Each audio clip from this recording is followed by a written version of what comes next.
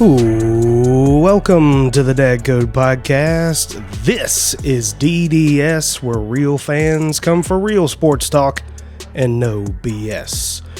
We are your hosts, Blake Melton, Bradley Newberry, and Matthew Parker, here for Reaction Tuesday. How are things out on the open seas, my friend? It's good down here, fellas. Down here in South Florida, do a little fishing, a little vacation time.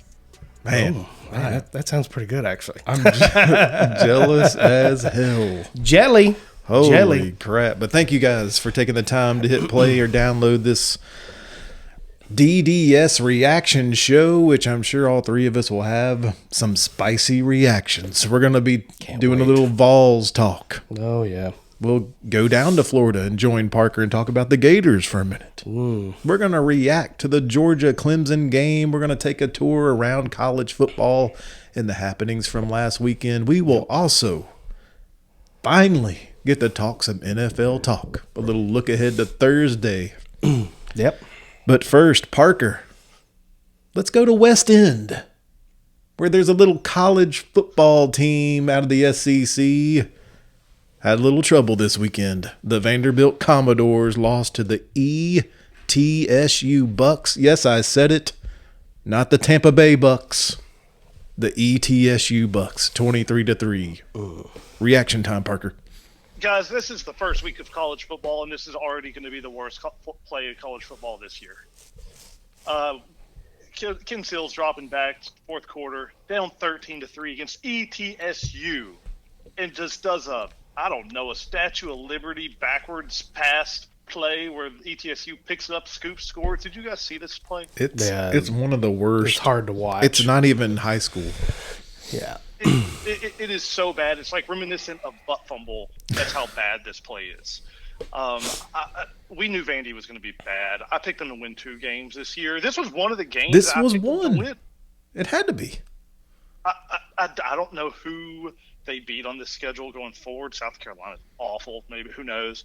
But they have got to do something offensively. I was looking at some of their box score, and their wide receiver, Shepard, who's obviously it's going to be their best pass catcher on their team. You know how many times they targeted this guy? 19 times.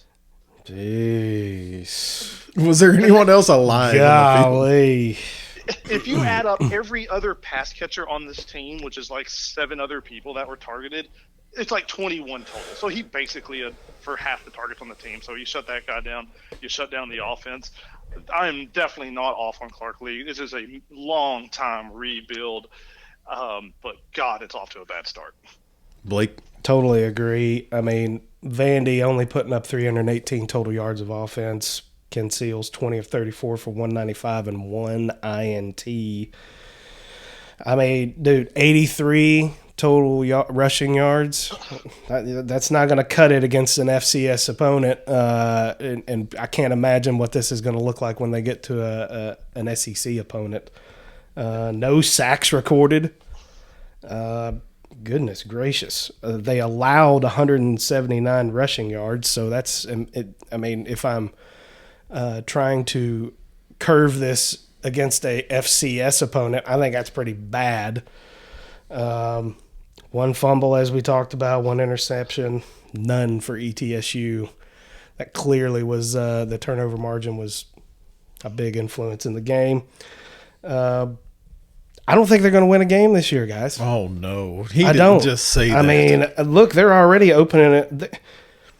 Oh, no. Colorado State is already favored against 1. them by 1. And, dude, I was looking at Colorado State's box score. They're horrible. But, hey, they're horrible, but this is the thing. They got a quarterback that can throw the ball a little bit. He had 300-plus yards against San Diego State. And they had a couple of 2 100-plus yard receivers. So, I mean, they put up 462 total yards of offense. I cannot imagine what's going to happen here whenever Vandy gets shredded on defense again. And then they're forced to have to play offense. And I just don't think that they got the goods, guys. I really don't. This game was not really as close as even it seemed, honestly. Is there? I mean, they didn't score a touchdown against ETSU. No.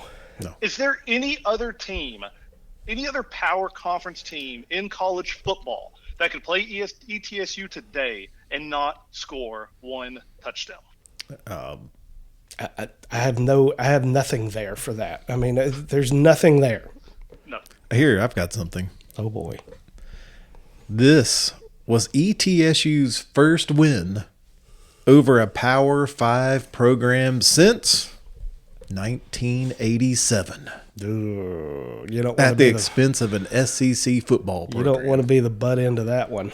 ETSU's defense forced 3 turnovers. Yeah. All of them coming in the fourth quarter to clinch the victory. And you've already touched on it. One of the positives that we brought out in our SEC East prediction show, we were praising the quarterback Seals coming back. We were talking about he's getting to come back with the wide receivers. You know, here we go, just reset. But no, nothing, no dividends. I mean, kind of a good rule of thumb when playing these FCS teams, in my mind, look, from a fan's perspective, I'm not an expert, but if you can't at least get over 200 yards passing against an FCS team, you're not a very good quarterback. That hurts a little bit because we're going to talk about some other stuff here in a little bit that's going to ride that home. But, I mean, the thing that's the most frustrating for some Vandy fans, I'm sure, is that we paid ETSU to come into Nashville to whip their ass. Oh, no. Vandy shelled out $415,000 for ETSU to come down and whip that ass. They came down from the hills, the hillbillies. Yeah, they did. They came down, Parker. Oof. Jesus. Any other thoughts before we move on to Knoxville? The only thought I have about this is, while I am big on their coach, with all the turnovers coming in the fourth quarter instead of throughout the game, that almost screams discipline to me, which also screams coaching. Yep, I agree. Yeah, I don't disagree. You just can't make crucial turnovers in the fourth quarter. Not 3 of them. Well, that just seems like desperation, and there should have never, ever been any desperation playing at home against ETSU. Yeah. It's bad. No. That's so bad. All right, we're moving on to Knoxville, where the UT Vols take a victory 38-6 over Bowling Green. I feel like this reaction will get spicy. We'll start with Blake. Guys, I don't know that I have ever been so underwhelmed by a 32-point victory in my entire life. Hey, a win is a win, but is it really? I know that, Tennessee's been kind of they're just begging to have the next great quarterback step up. Joe Milton was the kind of the focal point coming in. They were wondering, have we found our quarterback? And, so he started really well. I think he was 9 of 11 in the first quarter. Finished the game 2 of 12. I'll even go one better. He was 0 for 8 until he throws up this high school pass. Yeah, one of those 2 was a 40-yard touchdown pass that Tillman just bailed him out on. Garbage. He was 11 of 23, 140 yards through the air with 1 touchdown. He also had a fumble, which was bad. And he also rushed 14 times for 44 yards for a total of 184 total yards. And what was that magic number that I said earlier? If you can't get at least 200 yards against an FCS team, you're not very good. He's got a great arm, guys. He has got a laser for an arm. He seemed calm in the pocket, almost way too calm. He stood there like a damn statue a lot of times. But he has no finesse when he's throwing the ball. He is just jamming that thing in there. I saw him miss at least 2 or 3 passes where he overthrew the receiver by 5-10 yards, and the receiver had a free release. So it's literally all he had to do was just throw it up in the air and let the receiver run underneath it, and he just couldn't do it. But hey, some bright spots. Rushing attack. We saw 4 running backs highlighted by Jabari Small and Tyon Evans. Both had 116 yards rushing. I think we got a pretty good combination there. The offensive line, again, all this is has to be tempered with, hey, this was Bowling Green, but I felt like they did what they were supposed to do. They protected the quarterback. I mean, he had all day to throw most of the time. I felt like they bullied him on rushing plays. I feel like they were kind of nasty. I saw a lot of them in the second level whenever they were rushing. I will say this, Cooper Mays, our center, went down early, really early in the second quarter, and it seemed like that was when our offense stalled. I don't know if there's anything really to that, but it seemed awful coincidental that when he went down, that's when our offense started to go down. Offense put up 471 yards of offense, only 145 yards passing. That's not that great, but we had 326 yards rushing. We fumbled the ball twice against a team that Joe Milton fumbled a ball on a edge rush coming from his right side that he should have saw. That was him being, quote-unquote, too comfortable in the pocket, in my opinion. Defensive line, they were nasty. I felt like they had pressure on the quarterback a lot of times. Hard to tell.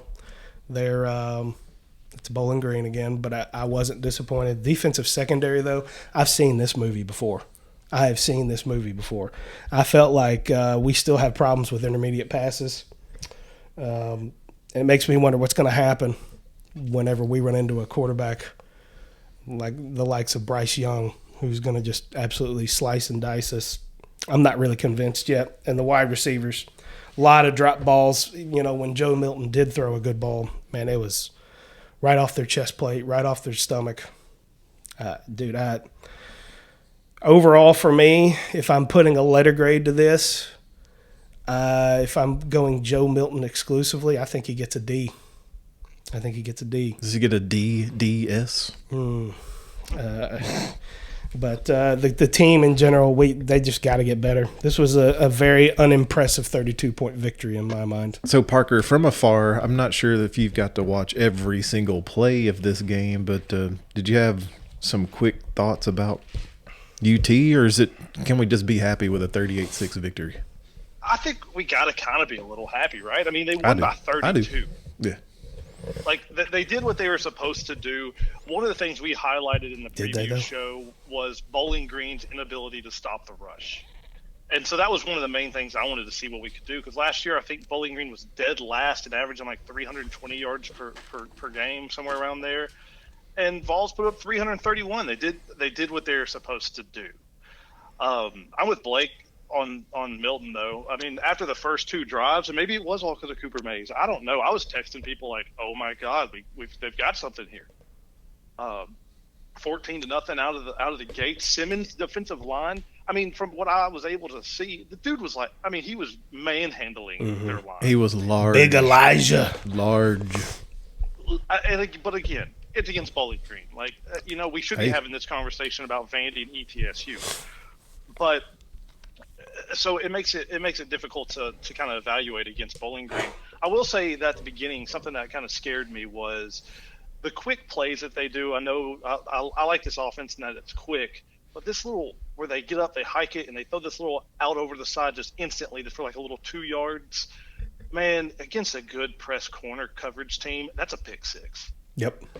Like some of them terrified me. I was watching a little bit of it with my wife, and I turned toward her and I was like, "Man, we're playing against Florida or Alabama or Georgia. Like that's going the other way for 7 or for 6. It's a touchdown." Yeah, I don't care how strong your arm is. No, you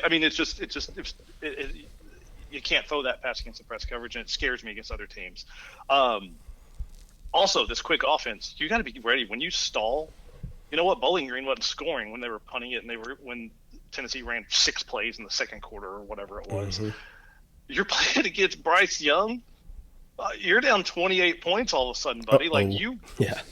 No. Like it is getting out of control fast. I don't know what this team's going to look like as far as win-loss records against some of these good teams. But I'll tell you right now, the over is going to be amazing in all these games. Ooh, I love it when Parker gets to talk about some gambling in here. He Mr. Point Spread himself, Jeez. Mr. Gambling.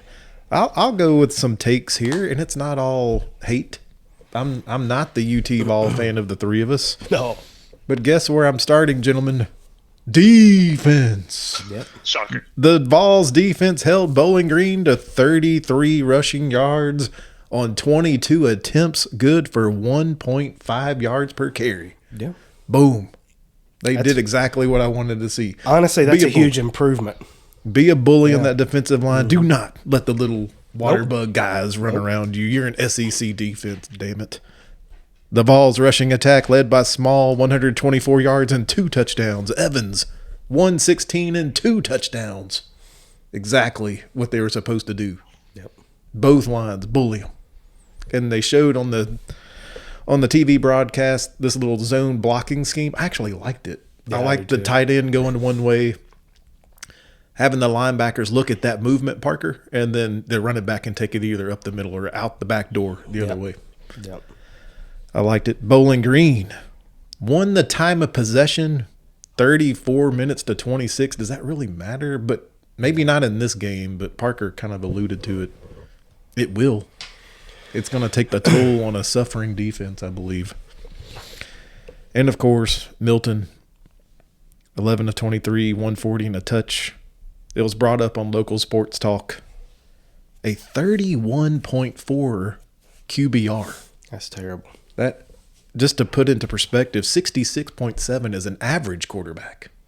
This was 31.4. Yeah. I mean, he can Cam Newton Superman all he wants to, but he didn't pass the eye test. Yes, sir, you can throw it a long ways, but it's not very good. Yep. There's a lot of people on the practice squad in the NFL that can throw the ball a long way. A whole lot of people. So, Parker, after digesting this game, a little premature look ahead. Pittsburgh comes to town. Any initial thoughts? I've really got to dive into the numbers a little bit before I have a ton of them, but I would assume has the line come out on this game, y'all? I haven't 1.5? Yeah. I thought It's 1.5. Pittsburgh's favored by a point and a half. Are you I serious? Yes. Yeah, I don't see why Why? this is the case off the top of my head. And when we preview it later in the week, I'll have better numbers for you. But something that's really bad about week 2 in college and in NFL is overreaction, right? You know, same thing with Vandy. Vandy's probably going to come out. Well, let's not talk about Vandy. They're going to be awful. But with a big win or a big loss, you know, people always tend to go the other way a little too far. So I know the Vols won big, but Milton didn't look great. So that's going to affect that line.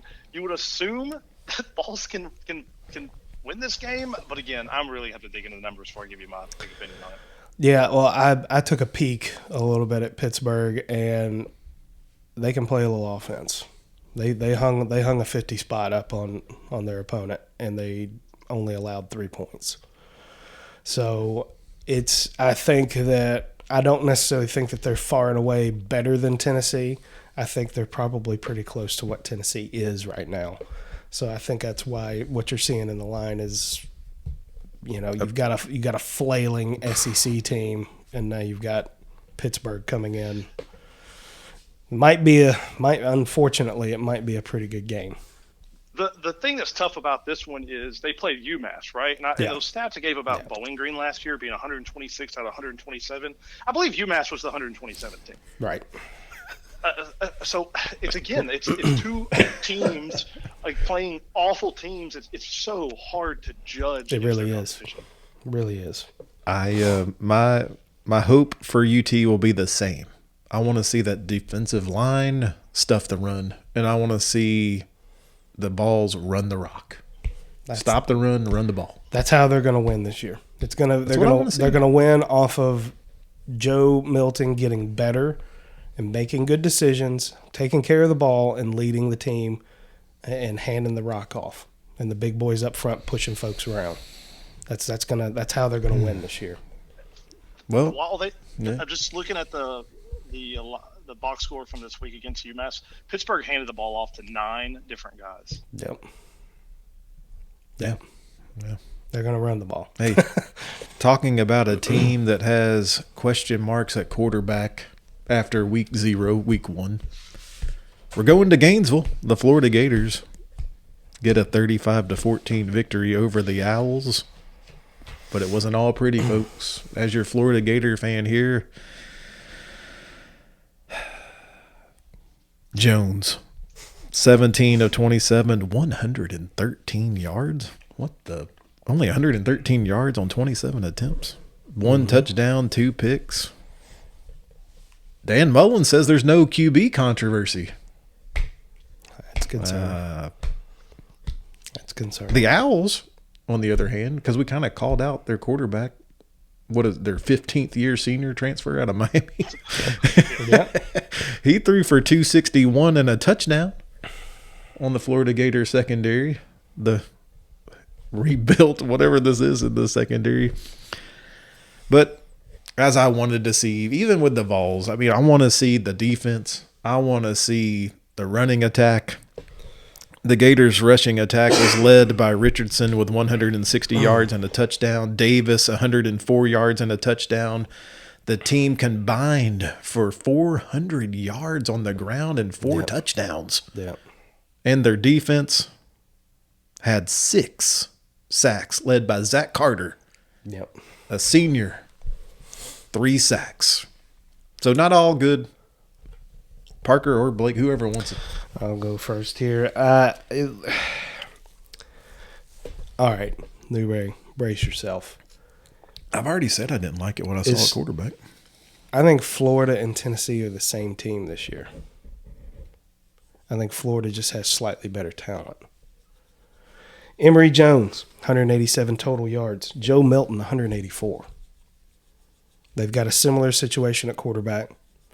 They ran for 400 yards. Tennessee ran for, 330? That's how they're going to win. That's how these two teams are going to win. They're going to have to play defense. They're going to have to run the ball. There's nothing really to talk about here in my mind just because Emory Jones is not very impressive. As we didn't really expect him to be that impressive, quite frankly. I mean, Bradley will tell you, he's a Florida fan. He's not. He didn't have any expectation there. The thing that did concern me is the 2 picks. Joe Milton, I think, avoided the picks just because he threw it 117 miles an hour, and it was. Or he just scrambled outside the pocket. Well, I mean, there were Joe Milton fumbled the ball instead. Yeah. So I kind of view Florida this year as being very similar to Tennessee. It's just that Florida has some better talent on defense, I think is what it's going to come down to. I think that they have some skill positions that are probably a little better than Tennessee as well. I mean, Tennessee lost a lot to the transfer portal. But they put up over 500 yards of offense. It's hard to deny that. So we'll see. I mean, can they survive this SEC schedule against the likes of Georgia and things like that without very much of a passing attack, if any passing attack at all? All right, Parker. What did you see from down in Florida? Literally stole my words right out of my mouth. Same team as Tennessee with better players. Mm-hmm. So here we're talking about the exact same things. We're talking about Emory Jones, which I did expect to see more. I'm talking about Simmons on Tennessee. We're talking about Zach Carter for Florida showing up. I mean, it really is kind of the same situation. The big thing out of that Florida game was, as Brad, you mentioned, but defense. They didn't allow a touchdown until halfway through the fourth quarter. Yep. And then they gave up another one in, garbage time. Mm-hmm. But the defense actually showed up. But Emory Jones is a point of concern. I really thought Mullins was going to get more out of him. I mean, he did get throwing 74, 75 yards rushing on top of that 113 yards. Doesn't matter. Passing. They've got one more week to get tuned up. I am terrified about this team playing Alabama, though. Well, shouldn't every team be terrified? That's true. They should be, but I mean, I'm just how it looked. You're right. Every team should be terrified playing Alabama, but they've got one more tune-up game, and Emory Jones has just got to get it together. That 11 for 20 or 17 for 27 just isn't going to cut it. But the defense, that's what we talked about. At least I talked about highlighting in the SEC preview. That was a major concern last year. They gave up over 30 points a game. Yeah.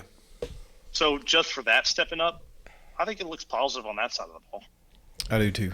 Man, it's what I like to watch in any football game is defense and run the ball. So it can't get any more similar than what we saw out of the Vols and the Gators last week. But speaking of defense, We're going to transition to the Georgia Bulldogs victory over the Clemson Tigers with a total score of 10-3.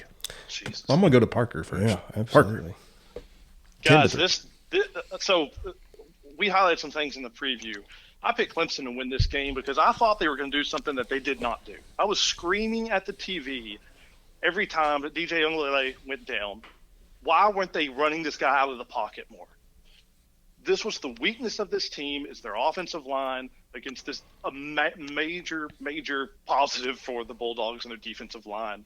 And he just stood back there and got creamed, especially late in the game, time after time after time.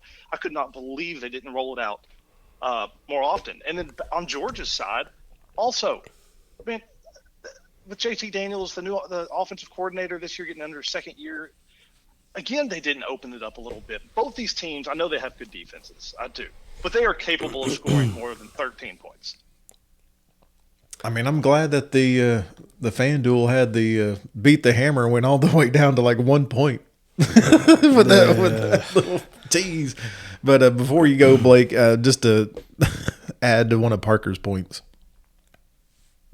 Listen, Georgia held the Clemson Tigers to 2. Yes, I said it. 2 yards rushing and had 7 sacks. Go ahead. Yeah, I mean, those were 2 points I was going to bring up. I mean, I think we kind of hinted at this in the preview that this was going to be just a defensive stalemate. Hey, listen to Dad Stradamus here. They dialed up some blitz packages off the edge, kept DJ in the pocket. I mean, the turnover margin, we mentioned it too. It played a big difference. I mean, that was the only touchdown scored was a pick six. So it was a display of 2 of the probably top 3, maybe 4 defenses in the country going head to head. It was if you like defensive football, you got to show. And I think that I mean, look, Georgia's defense is for real. I think it's not all talk. I am kind of interested to see what happens going forward with these 2 quarterbacks. You know, I mean, DJ's got a little bit easier road than JT might have for the rest of the year, but it's kind of like, so are these guys not for real, or is this just the fact that they're playing 2, you know, this is 2 unbelievable defenses going head to head?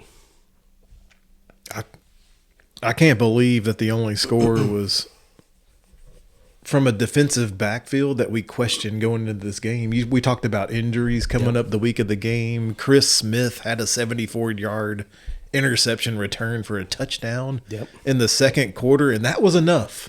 Yep. That was enough, folks. It was enough. DJ was 19 to 37, 178, no touchdowns, 1 pick. But his QBR was 36.7, still better than Milton. Yeah. Holy Hannah. I know. I know. Jeez. I think, guys, that this was a defensive battle, but I think we're also seeing maybe these offenses aren't what we think they are either. That's kind of what I was thinking too. Yeah, I just don't. And maybe it's just early in the year. They haven't got quite tuned up yet. You know, they do have Clemson's all new people there. Yes, it was defensive, but at the same time, 10-3. I mean, that's just really difficult against 2 of the best teams in college football. Yeah, totally. Supposedly, agree. On both sides of the ball. Yeah, allegedly. All right. So we'll do a quick around the college football scene here, some quick hitters. Either one of you at any time just want to say a quick word or sentence. Bama rolls 43-13 over Miami. Fuck Bama. Oh. My initial thought is, here we go again. I know. It drives me, and it's all out of absolute, you know, coveting what they have. I mean, they have guys that don't play a freaking snap for 3 years, and then they come in and they're unbelievable. It's just amazing. I want to hear Parker's gut thought on this. they're so good that's how you can recruit against them. If you're Tennessee or Florida, you're like, hey, man, don't go to Alabama because you're never going to play. Come here. Yeah. Bryce Young had I think it was the first debut for a Alabama quarterback to throw for 4 touchdowns. The thing that boggles my mind, right? They've had Tua, they've had Jalen Hurts, they've had all these people there. Bryce Young is Nick Saban's highest recruited quarterback ever. And on his first game, they come out and beat a top 15 team by 35 points or whatever it was, just drill them. And it wasn't even that close. No, it didn't even feel it wasn't that even close. that close. It didn't even feel They were that playing close. with them by the end of the game. This team, I don't think Vegas can put a line high enough for you to not take Bama. I was blown away last week. I mean, I was thinking, 18.5, there's no way that they cover that against a top 15 team. But they're just going to destroy people. I mean, who does Bama have this week? Doesn't matter. Doesn't even matter. We'll look at the. Oh God. Doesn't even matter. But they are absolutely not only are they loaded at players, they're loaded at coaches. I mean, that's the place to go and resurrect your career. Yep. I don't even know what to say about this one, guys. Like we every year, I feel like we're having a conversation about Alabama and going, is this the best team ever? Is this the best team ever? I feel like we say that every other year about Alabama, and I feel like we're on the track to say it again. So Alabama, after their big time, prime time, top 20 matchup, they get to host Mercer this week. Yeah. I texted a huge Alabama fan in the middle of the second quarter, and I was like, "Man, is this even fun? Like, do you even enjoy watching these games? Like, Seriously. it's just not even. They're not even close anymore. You know, I was excited to watch it. You know, I'm limited to what I can watch here, and I had that one on. And after like a quarter, I was like, "This is stupid," you know, and just turned it off. It was just so ridiculous. So since you made me look at the schedule, apparently the Tennessee-Pittsburgh line has moved up. Pittsburgh is now a 3.5-point favorite. Yeah. As we're here recording the this. prediction show Thursday is going to be fun. Wow. So staying in the SEC, Texas A&M routes Kent 41-10. Told you so. I mean, yeah, I have no thoughts about that. I mean, they're my SEC West pick, so did what I they tell you were what, it was supposed close for a little bit though. to. It was kind of sloppy. Just played with them. All right. LSU goes out west and falls to UCLA 38-27. Look out, SEC East. And Blake, Yeah, that was a good pick there by Blake on that one. Yep. told you so, right? Yep. Oh, Blake Stradamus. Yep. Exactly. I mean, that's Wow. told you so again. I don't know what to say. We talked about that one too, fellas. I went on the side of I thought that they may rally around not being around and practicing and all that stuff, and then traveling. It was a good game though. It was fun to watch. They just forgot how to tackle it into that game. Yep. Well, a team that we were all kind of bullish on in the SEC East prediction show this year, Kentucky, looked pretty darn good in a 45-10 victory. Look out, SEC East. They're taking advantage of the SEC East being down outside of Georgia this year, and those boys down there in the swamp tend to always have trouble with them, and the last thing that Florida fans need is Kentucky coming in there with confidence. Arkansas, 38-17 over Rice. Who cares? That's what I think. Yeah, I mean, what are you gonna do? It was garbage. Here's another one.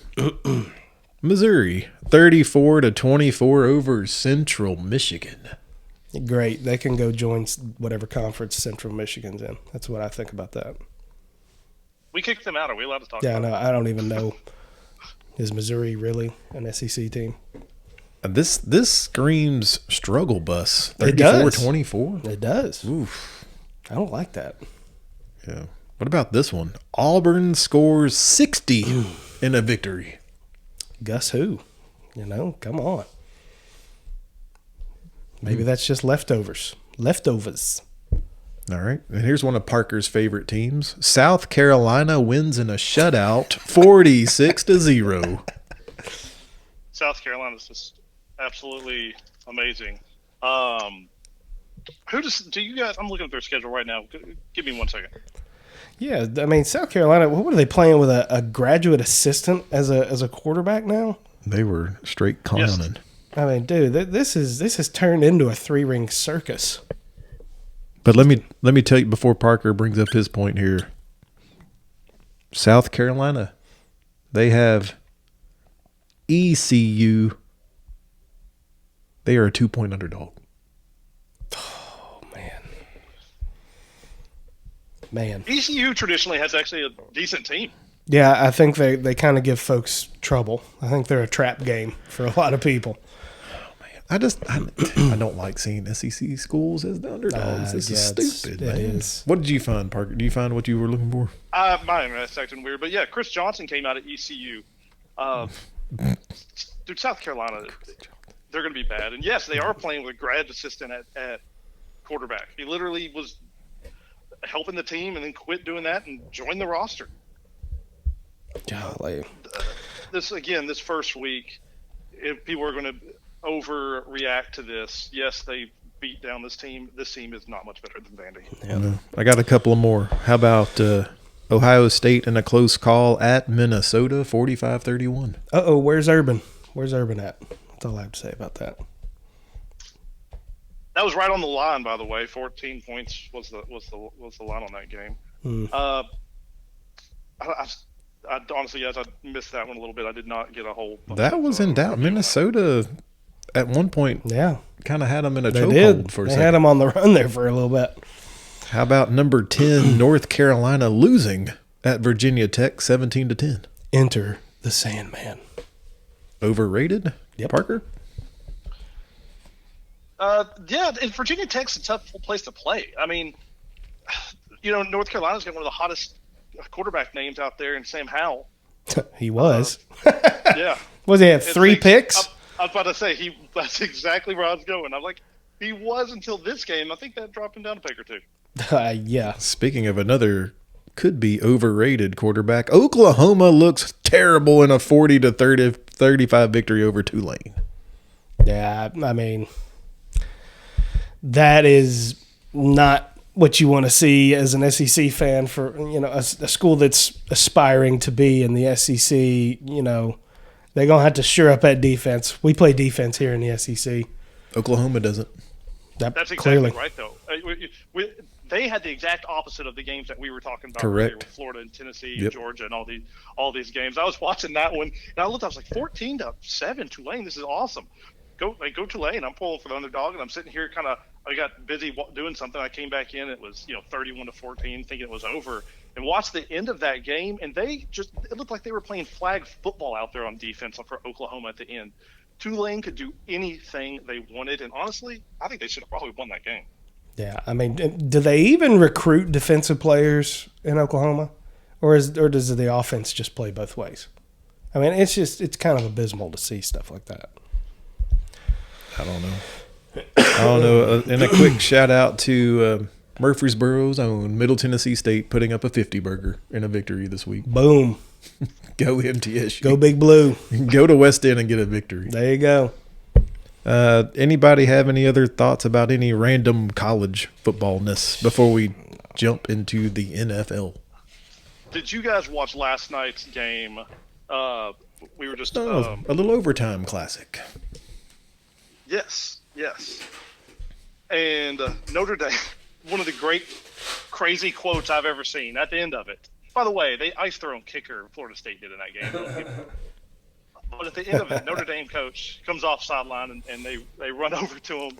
And I texted this actually to your brother, Bradley, because I thought it was so crazy. And they go, "What about how'd you execute today's game?" And the Notre Dame quote said, quote, "Maybe our entire team should be executed tonight because they didn't execute." Executed. Jeez. Axel. I smell a fine coming from somebody. Oh, man. Is that... Honestly, I love that kind of stuff. Axel. But I'm sure he's going to have some kind of blowback from that. Oof. Yes, maybe our entire team should be executed. Wow, folks. Jeez. But that was another good point spread pick by Parker, which we will talk about on our next show, and another one of his best bets. Let's transition into some NFL football. We have the Super Bowl champions, playing host to the Dallas Cowboys. Gentlemen, NFL is back and ready to rock. Yeah, it is. Of course, it's going to be the Cowboys leading us off against the Super Bowl champs, the Bucs. Tom Brady and the Bucs. Dak is supposedly, quote unquote, full go, according to Mike McCarthy, ahead of Week 1. But now the news of Zach Martin going down with a positive COVID test. He's got the sniffles. I mean, they're hoping that it's a false positive. I think that he's taken one more test, and he has to take another one between today and game time tomorrow, I think, before. I don't even know if that would even clear him to play. I don't think it would, honestly. I don't know the rules. The rules keep changing, but the reality is will Gallup, Cooper, and Lamb be able to put a dent in this pretty stern defense for the Bucs? I mean, and is Zeke going to be Zeke again? I mean, or is he just not going to show up? Parker, go. Y'all, you know I love college football, but NFL is where my true love is, and I am so excited about this game. And I do think that COVID's going to play a massive issue throughout the year, including this game. Tom Brady even came out and said it's going to be a bigger deal this year than it was last year. And Zach Martin's a big loss. I mean, he's a Pro Bowler. Speaking of which, I just got an alert on my phone here. Ndamukong Suh has just been pulled off of the COVID list, so he'll be available to play there. The Bucs, you got to pick the Bucs in this game. You just can't take Dallas. We talked about it in our preview show. 22 returning starters. That's the first time ever every starter has returned in the salary cap era. That's how hard that is to do. The last time this happened was in 1979 for the Pittsburgh Steelers when they won the Super Bowl. And guess what they did the next year? They won the Super Bowl. Dallas is going to have a high-flying offense. I think Dak's going to be just fine. I know he didn't play, all preseason. I think CeeDee Lamb's going to be great. He's the guy I think is going to take over for number 1. I think Zeke's going to be Zeke. But I think this Dallas defense is awful. They're terrible. Dak may set records. Before he got hurt last year, he was on a pace to throw for like 6,500 yards. And he might have to do that. But I still think that this Dallas team is not going to win the division. I'm still sticking by Washington. And I do think Tampa pretty much does whatever Tampa wants to do in this game. I completely agree. I don't think that it really mattered if Zach Martin was playing or not. No. No. I don't think it matters if Dak Prescott plays or not. I mean, in a weird way, I would think that maybe Dallas and the organization should consider maybe even not playing him. I mean, I know you don't like the look of, they just rolled over and quit. But, I mean, if you're thinking a 17-game season and you've got Dak Prescott behind patchwork offensive line against arguably the best defensive line, they're like Parker said, getting Sue back. Is it not a consideration? Hey, let's just punt this one. We were going to lose anyway. I think that they've got to find out what they've got in Dak. This is not the I game. think they've got. I know. But I think that I think it's fair to say that that the leash will be pretty short as far as him getting hit. If it's looking like the offensive line's just not going to be able to, provide any kind of protection, I don't think it's unreasonable to say, you know what, hey, we're not going to put our prize cow out there, or bell cow out there. You know what I'm saying? So I don't think it's unreasonable, but I think they've got to figure out what they've got and hope that Dak can make something happen for them. I think you're going to see a lot of Dak in this game. I think Jerry Jones loves this guy. He just paid him tons of money. They're all in this season. Like if y'all watched Hard Knocks this year at all, Jerry Jones, he's becoming a soft old man. Like he's on there crying half the episodes. He likes Whataburger apparently. There you go. He loves Whataburger and loves salt on his McMuffins. If you saw that episode, but Whataburger's overrated, by the way. Take that. I've never had Whataburger. Yeah, if you've ever been to Sonic, you've had a Whataburger. I think that they're going to throw the ball in this game. 50-plus times. I think Dak is going to be swinging it all around the yard because Tampa is going to score and score often in this game. And they're going all in. They really are in this team, on this offense. So I don't know what the total is on this game on the over-under, but these teams are going to put up.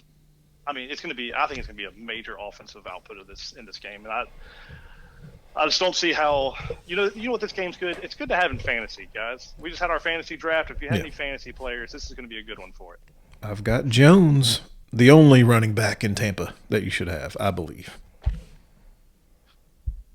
I completely agree. He's the best running back on that team. I don't think this is going to be a shootout. I really don't. I think that this game gets out of hand early. I think the Tampa Bay defense shows up to play here on prime time.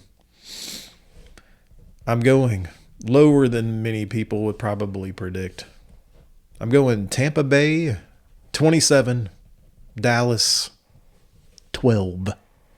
Wow. Okay. Wow. I think it's going to be an easy victory, and they just kind of hand it off to playoff Lenny and Jones. It'll be a boring second half, folks. Tampa with the victory. I've got Tampa winning 21-10. I think that they shut it down pretty early and they start just pounding the rock, running that clock down. Tampa's going to win this game, but I do think there's going to be some points scored. I believe it's going to be more of a 41-27 game.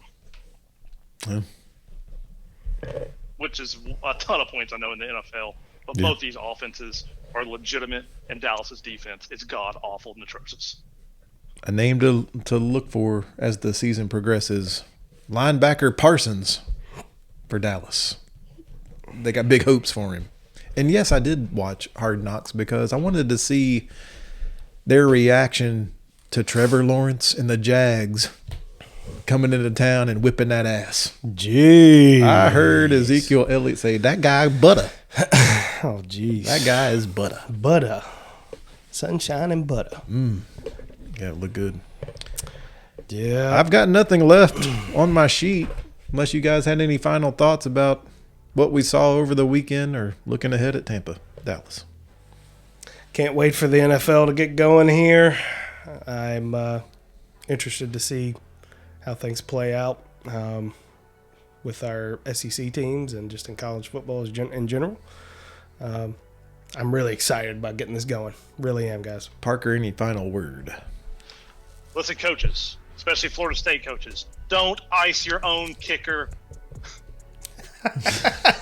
And don't execute your defense. And don't execute your players. Gosh, we thank you guys for listening to our reaction show, and stay tuned. We're bringing college football and NFL football picks later in the week. Yep, absolutely. Again, thanks for joining us, guys. Be sure to follow us on Twitter at DDS Sports Talk, and be sure to like, subscribe, comment down below. You can send us comments or emails to our email address at thedadcodepodcast@gmail.com.